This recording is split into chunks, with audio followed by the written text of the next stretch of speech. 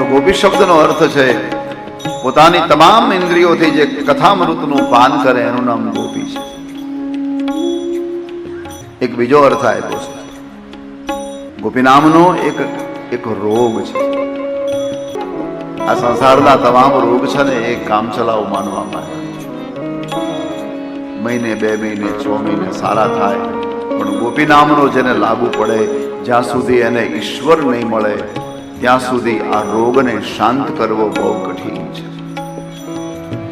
ત્યાં સુધી આ રોગ શાંત નહીં થાય. બીજા બધા રોગમાં તકલીફ, આ રોગમાં થોડી મજા એ છે કે દર્દ જ બેહદ બને, એ એનો ઈલાજ છે. દર્દ જ બેહદ બને, અથવા તો દર્દ જ્યાંથી જાગ્યું છે એ પરમાત્માની પ્રાપ્તિ થાય. આ દર્દમાં દર્દ પણ ઈ છે, આ દર્દમાં દવા પણ ઈ છે, અને આ દર્દમાં એનો વૈદ પણ ઈ છે.